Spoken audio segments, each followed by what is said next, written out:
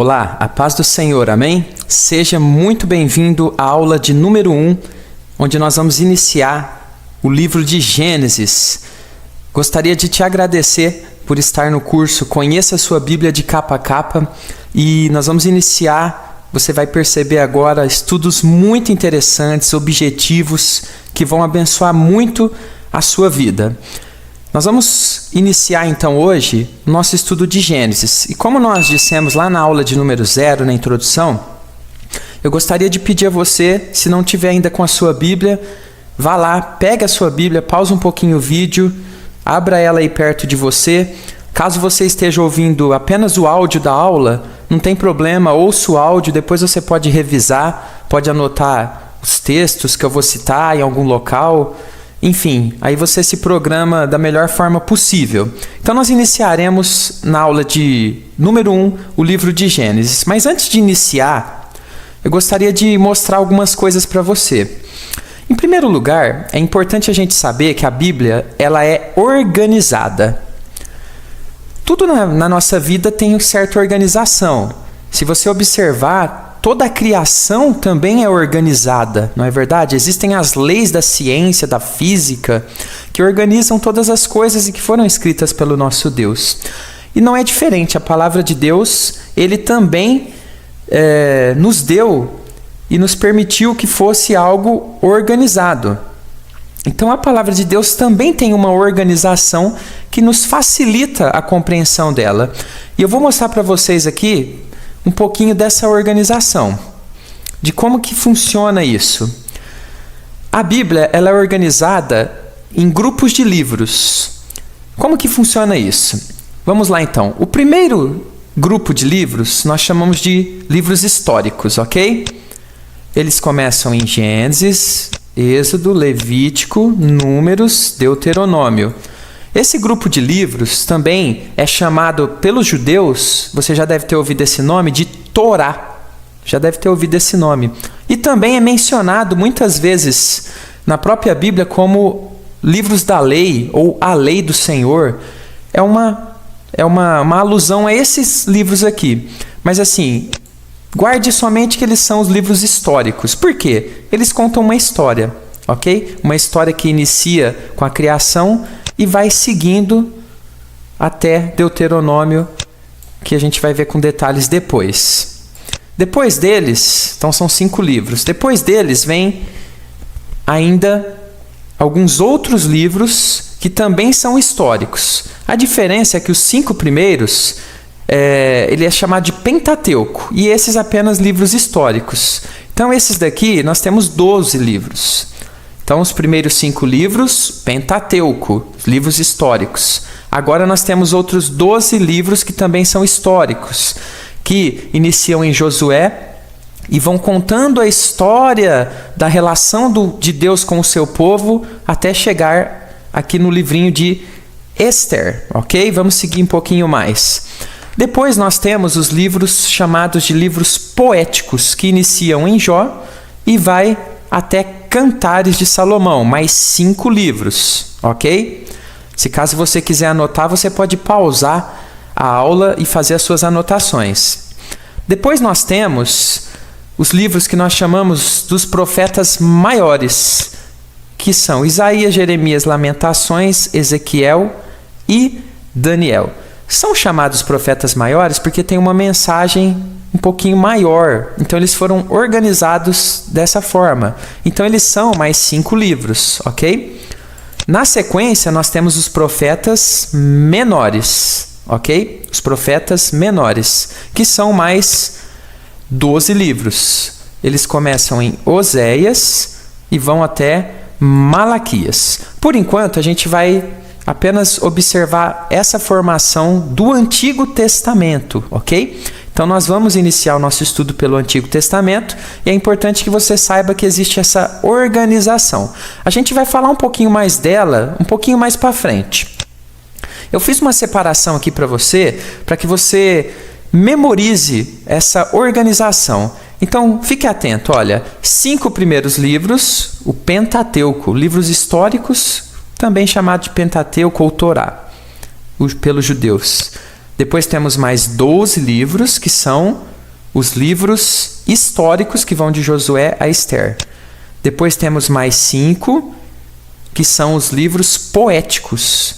Depois temos mais 5, que são os profetas maiores. E, para finalizar, mais 12, que são os profetas menores. Então, através desse pequeno esquema que eu montei aqui, você consegue memorizar a ordem.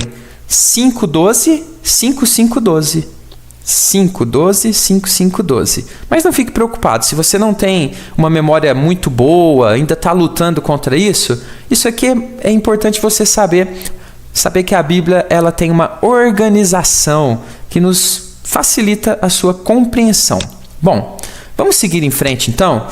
Nós vamos começar agora no livro de Gênesis. Abra aí em Gênesis no capítulo 1. E no livro de Gênesis nós vamos então observar a narrativa do começo de tudo, o começo de todas as coisas. Eu separei 2 informações aqui importantes a respeito de Gênesis para a gente iniciar, bem objetivas. O autor de Gênesis é Moisés, né? Desde muitos, centenas de anos, a atribuição da autoria desse livro é de Moisés. E historiadores, teólogos, nos apontam que Moisés pode ter escrito esse livro em torno de 1400 anos antes do Senhor Jesus nascer, antes de Cristo. Eu coloquei uma interrogação aqui, por quê? Porque essa não é uma informação totalmente 100% precisa, né? Os estudiosos a respeito desse assunto, eles reúnem algumas evidências e chegaram numa data próxima disso daqui, ok? Isso aqui é só para a gente saber. Não tem uma grande importância para nós saber quando que foi escrito ou não.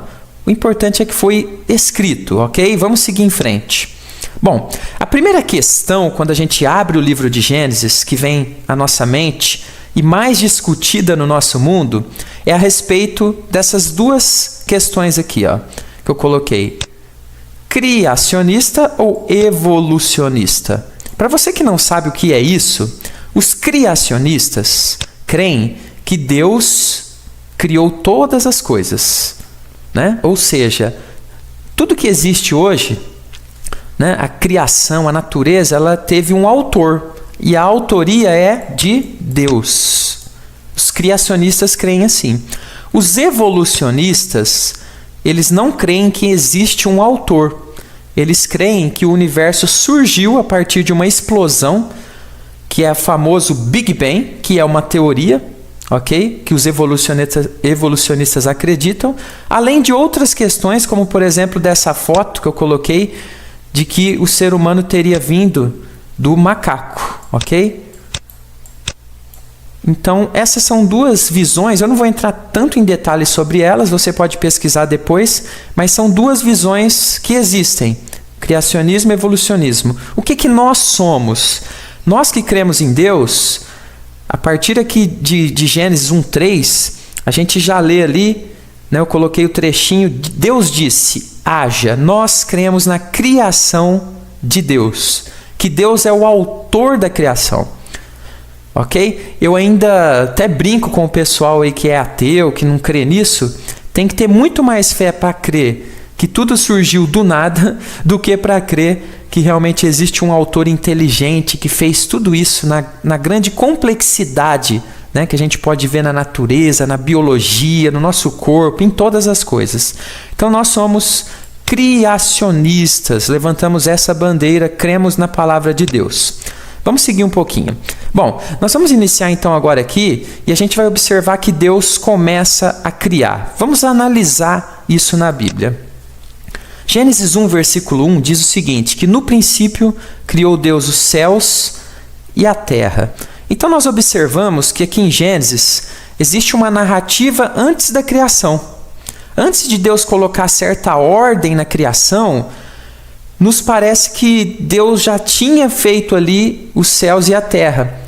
Mas a gente não sabe quando, né? Ele diz aqui que foi no princípio. Agora, quando foi esse princípio, não sabemos. O fato é que quando Deus inicia a organização da criação, já existe ali algumas coisas que já estavam criadas, né? A terra já estava criada, mas desorganizadas. Mas A Bíblia diz então que Deus criou. E nós cremos assim desta forma. Vamos avançar. Aí o texto nos mostra aqui que existia algo interessante na terra. A terra, porém, ela estava sem forma e vazia. Ou seja, ela estava sem vida, né? Ela era apenas ali algo criado, mas que não tinha uma vida. Havia apenas o quê? Trevas, escuridão, ok? E Deus, que é eterno, obviamente, existia antes de tudo isso, já estava ali, ok? Estava em todos os lugares, observando todas as coisas, mas a terra ainda estava vazia, aguardando o próprio Deus lançar a sua luz sobre ela. Vamos avançar um tanto mais aqui. Aí nós observamos então agora algo muito interessante. Olha que legal. Quando Deus começa a fazer a criação, nós observamos o quê? Que Deus, ele cria primeiro um ambiente, você vai perceber, e depois ele cria aquilo que faz parte daquele ambiente. Então, eu vou mostrar para vocês aqui a criação, não nos dias em sequência, mas mostrando o que Deus criou e depois o que ele colocou no ambiente. Bom, nós vemos aqui no verso 3 e 4 que Deus, ele cria então a luz. A terra era sem forma e vazia e havia trevas, escuridão. Então, a primeira coisa que Deus faz ali é lançar a sua luz. E aqui entra uma questão interessante, por quê? Nós observamos que Deus vai criar o sol somente depois. E muitas pessoas então ficam confusas. Como que Deus criou a luz e não existia então o sol? Que luz é essa? E aí, anote aí para você depois conferir. Você pode observar lá no texto de Apocalipse 22:5. Eu vou até abrir aqui na minha Bíblia, você pode abrir também aí na sua. Lá no texto de Apocalipse, capítulo 22:5, tem um texto ali bem interessante que eu gosto muito de citar com relação a isso, que diz o seguinte, Apocalipse 22:5. Então já não haverá noite, nem precisam eles de luz de candeia, nem da luz do sol, porque o Senhor Deus brilhará sobre eles e reinarão pelos séculos dos séculos. Olha que interessante, está falando que Deus é a luz, né? Lá no final, depois do juízo final, Apocalipse está falando que não vai precisar mais de luz do sol, que a própria luz de Deus vai brilhar sobre todos. Isso confere com o texto de 1 João 1, verso 5. Você pode abrir depois também, 1 João 1, verso 5. E lá está escrito o quê? Deus é luz. Então Deus lança a sua própria luz aqui na criação. Ok? Ele destrói aquelas trevas que haviam ali, aquela escuridão com a sua própria luz. E aí, pulamos agora para o dia 4. Então, dia 1, ele cria a luz. No dia 4, ele estabelece uma luz diferenciada, que iria marcar as estações. E isso está lá de 14 a 19, ele cria então o quê? Os astros, né? O sol, a lua e as estrelas. Então ele faz ali uma organização para que haja, ou para que ele colocasse depois a vida na terra. Isso no dia 4. Então o dia 1 ele é casadinho com o dia 4. No dia 2, o que Deus cria? As águas, ok? E o céu. Está lá no verso 6 ao verso 8 e diz o seguinte: E disse Deus, haja firmamento no meio das águas, e separação entre águas e águas. Fez, pois, Deus o firmamento, e separação entre as águas debaixo do firmamento e sobre o firmamento. Ou seja, ele fez essa separação, né? Aqui é o céu, ou o firmamento, e aqui ficam, então, as águas, né? Ele criou, em outras palavras, a atmosfera, toda a organização que nós sabemos de gases, de oxigênio, de nitrogênio, para que houvesse a vida na Terra. Olha que coisa linda! Isso ele faz então no dia 2. E pulamos no dia 5. O dia 5 ele é casadinho com o dia 2. Por quê? Porque no dia 5 Deus então, ele coloca os animais da água e do céu. Então ele faz a criação agora que habita, ok? Que vai habitar aquele ambiente que ele acabou de criar no dia 2. Então isso é muito bonito, né? A criação de Deus é muito inteligente. Vamos seguindo. No dia 3, Deus faz o quê? A terra e a vegetação. Ok? Eu não vou ler esse texto, ele é um pouquinho longo, mas você pode depois meditar. Então Deus ele estabelece ali que haveriam plantas, que nasceriam árvores frutíferas. Muita coisa bem interessante aqui. Ele faz essa terra e a vegetação. E no dia 6, Deus faz o quê? Os animais terrestres, a provisão de alimento para esses animais, ok? Ele faz crescer alimentos na terra e ele cria o ser humano. Então olha que interessante, né? Então aqui a gente fechou os 6 dias, ok? Os 6 dias da criação, com Deus criando o ambiente e em seguida colocando ali a sua criação. Obviamente que essa criação, no capítulo 1 de Gênesis, é um resumo de como que Deus fez, ok? Ali o autor, ele resume a história, porque imagine quanto detalhamento daria para fazer com tudo isso que Deus criou. Daria para escrever livros e livros e mais livros. Mas foi feito então um resumo para que a gente compreendesse que todas as coisas foram criadas por Deus. Bom, e aí vem então o famoso dia 7. E a Bíblia então diz no capítulo 2 agora, a gente vai pular um pouquinho, no verso 2 e 3, que Deus terminou, né, a sua obra e descansou, né? Um pouquinho mais para frente nós vamos explicar essa questão, né? Será que Deus ele fica cansado sendo todo poderoso? Eu não vou te explicar isso agora, ela vai aparecer em outros textos e nós vamos dar uma explicação mais detalhada a respeito disso. Mas agora eu queria fazer uma pergunta. Essa aqui é uma pergunta pegadinha. Deus trabalhou no 7º dia? O que você acha? Muitas pessoas vão falar, não, Deus descansou no 7º dia. E aqui, mais uma coisa interessante do estudo bíblico. Nós temos que ter atenção no estudo bíblico. Olha que interessante o que diz Gênesis 2:2. E havendo Deus terminado no 7º dia a sua obra, que fizera, descansou nesse dia de toda a sua obra que tinha feito. Havendo Deus terminado no dia 7º. Ou seja, Deus trabalhou no 7º dia. Ele fez ali alguma coisa no 7º dia, fechou e descansou. Então a Bíblia diz que Deus trabalhou no 7º dia. Bem interessante, né? Vamos avançar mais um pouquinho aqui. Aí a palavra de Deus, lá no capítulo 1 ainda, ele nos mostra um resuminho da criação do homem e da mulher. Então diz a Bíblia em Gênesis 1, 26 e 27. Criou Deus o homem e a mulher à sua imagem e semelhança. Será que seria mais ou menos algo como isso? Né? Isso aqui é uma brincadeira, né? Será que Deus criou o homem e a mulher uma imagem física dele? Será que Deus tem olhos, nariz, boca, cabelo? Né? A gente sabe que não. Né? Imagem e semelhança de Deus não tem a ver com semelhança física.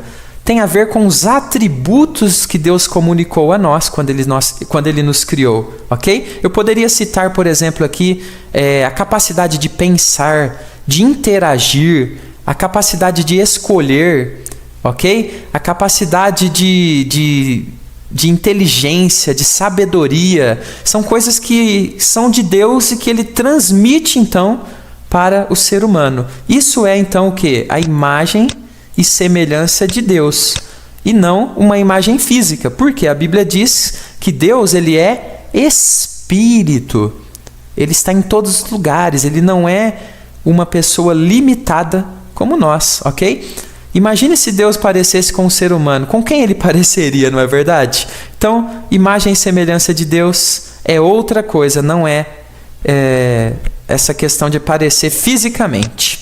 Bom, a gente observa no capítulo 1 de Gênesis, então, que é feito um detalhamento. Muitas pessoas se confundem quando vão para o capítulo 2 de Gênesis e acham que Deus fez, então, outra mulher para Adão. Muita gente acha que Adão tem uma segunda mulher que Deus fez em Gênesis 2. Não tem, né? Em Gênesis 1, Deus ele faz ali um resumo, né? O autor Moisés faz um resumo da criação. E em Gênesis 2, ele detalha a principal parte da criação, que é o quê? A criação do homem e da mulher, que é a obra-prima de Deus, ok? Então vamos ver um pouquinho de como que foi isso. Lá em Gênesis 2:7, então nós observamos que Deus ele faz o homem de uma maneira milagrosa, né? E essa maneira milagrosa de Deus fazer o homem é pegando o pó da terra que ele havia acabado de criar. Então Deus pega este pó e forma o ser humano, esta terra, este barro, ok? Inclusive o nome Adão, né, no hebraico, ele dá essa ideia, né, que vem da terra, né, de alguém da terra. E aí, Deus então, imagine Deus formando, né? Então ele forma o ser humano, mas o ser humano somente sendo o pó da terra, agora de carne e osso, né? Deus transformando o homem assim, ele não tem vida. Então o que Deus faz, diz lá em Gênesis 2:7? Soprou nas narinas o fôlego da vida. Então Deus pega a vida que tem nele e transmite para o ser humano o fôlego de vida. Deus faz ali um indivíduo, imagem e semelhança dele, através desse sopro, né? Através dessa dádiva que Deus dá então para o ser humano. E o homem então, diz a Bíblia, que ele passou a ser alma vivente. Ou seja, ele passou a ter dentro dele aquele conteúdo que Deus soprou, aquilo que Deus colocou nele. Ok? Aqueles atributos que o próprio Deus tem e que ele transmite então agora para o ser humano, e ele passa a ser uma alma, um indivíduo, um ser. Ok? Isso é muito legal, muito interessante, né? Então foi dessa forma que Deus cria então a sua obra-prima. Avancemos um pouquinho. Então Deus cria o homem dessa forma. Em Gênesis 2:18 nós observamos que Deus observa, né, dentro da sua criação, que não era bom que o homem estivesse solitário, né? Então esse aqui é o detalhamento, olha que legal. Lá em Gênesis 1 é um resuminho, criou Deus o homem e a mulher, sua imagem e semelhança. E aqui ele mostra como que foi, né? Então Deus primeiro fez o homem e o homem estava sozinho, né? E a observação da natureza provavelmente, né, impactou o homem. Então ele observava lá que os casais de bichos, né, que tinha casais de bichos, e o homem não tinha ninguém ali para interagir da sua própria natureza, ok? Então a gente observa então agora que Deus vai iniciar a criação da mulher. Isso aqui é muito interessante também. Então diz a palavra de Deus, né, lá em Gênesis 2:21-23, que Deus ele pega, ok? E cria uma mulher da costela do homem. Aqui eu quero falar uma coisa muito interessante para você, ok? Coloquei até aqui um desenhinho da costela do homem, né? Olha que legal. Gente, é muito interessante a questão da ciência, né? A ciência ela foi criada por Deus. É claro que não aquela ciência que duvida de Deus, que vai contra Deus, mas cientificamente nós temos muita coisa na Bíblia, né, que Deus criou nessa questão da ciência, que Deus criou, né, de uma forma científica bonita. Então eu separei um slide aqui para a gente ver a ciência na criação da mulher. Olha que legal, olha que interessante. Deus então, diz a palavra de Deus, lá no texto que nós mencionamos do capítulo 2, deixa eu pegar aqui, no versículo 2:21, Deus fez cair pesado sono sobre o homem. Gente, aqui nós temos o quê? A primeira anestesia geral, né? Deus então dá a primeira anestesia geral para fazer essa cirurgia. Diz a palavra de Deus então que Deus toma uma das costelas do homem. Tomou uma das costelas. Você sabe algo interessante sobre a costela? Dentro dela, dentro desses ossos, tem células tronco. As células tronco são células capazes de se reproduzir e formar qualquer tecido do corpo humano. Olha que legal, olha que interessante. Hoje a ciência pesquisa muito isso, né, para encontrar cura de doenças.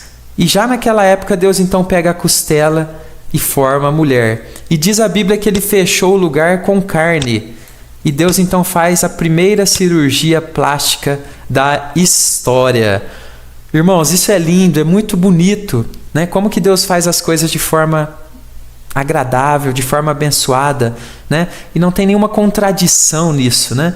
É lógico que a Bíblia narra às vezes de forma poética, mas não tem contradição com a ciência, não tem contradição com nada. É a criação de Deus feita de uma forma perfeita. Vamos avançar. Então nós temos em 2:24 agora a criação do casamento. Então Deus faz o homem, faz a mulher e faz a instituição da família através do casamento. No versículo 24 diz que por isso deixa o homem pai e mãe e se une à sua mulher, tornando-se os dois uma só carne, ok?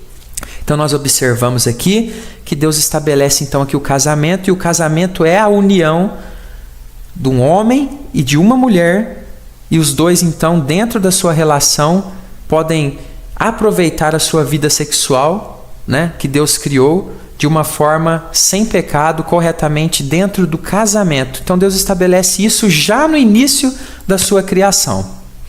Olha só o texto que interessante, nós já lemos aqui. Então deixa o homem pai e mãe e se une, né? Então ele deixa a sua casa para montar uma nova família com a sua mulher, e eles têm então a autorização de ser uma só carne com a sua união sexual, que não é pecado dentro do casamento. E observe aqui que isso é criado antes da queda do homem. Muita gente, de forma errada, pensa que a queda foi por questões sexuais. Mentira, né? O sexo dentro do casamento é bênção de Deus. Vamos avançar. E agora tem aquele ditado, né? Quem casa quer, casa. Então Deus faz o que agora? Ele vai trabalhar ali uma casa para Adão e Eva. Ele vai organizar a moradia, onde eles vão morar. E aí, né? Todos nós sabemos que esse local é o Jardim do Éden. Mas agora eu quero falar uma coisa muito interessante para você. Você sabia que dá para a gente saber onde ficava o Jardim do Éden? Com pequenas análises aqui do texto da Bíblia, eu vou te mostrar hoje onde que ficava esse Jardim do Éden. É muito interessante. Vou mostrar uns mapas, você vai gostar muito. Vamos avançar um pouquinho aqui, ó. Primeira coisa para a gente localizar o Jardim do Éden é a gente abrir em Gênesis 2, de 10 a 14, onde nós vamos ver ali que Deus, né, orienta aqui Moisés a relatar, a escrever o local onde ficava esse jardim. E diz o seguinte o texto, olha, saía um rio do Éden para regar o jardim e dali se dividia, repartindo-se em 4 braços. O primeiro chamava-se Pison, o segundo rio chamava-se Gion, é o que circunda a terra de Cush. O nome do terceiro rio é Tigre e o nome do quarto rio é Eufrates. Bom, hoje nós não temos mais a localização desses rios aqui, ó, esses 2 primeiros. Eles se perderam, a gente não sabe exatamente, mas Rio Tigre e Rio Eufrates nós temos. Então eu vou mostrar para vocês, com base nessa informação, onde o Jardim do Éden possivelmente ficava no nosso mundo de hoje, ok? Tá curioso? Tá curiosa? Vamos avançar um pouquinho. Bom, primeira coisa, esse aqui é uma foto lá do satélite, né, do Google, que mostra o nosso mundo. Então vamos identificar algumas coisas aqui, ó. Nós estamos aqui, né, nosso Brasil. Nós temos aqui uma grande massa de oceano, de água, que é o Oceano Atlântico.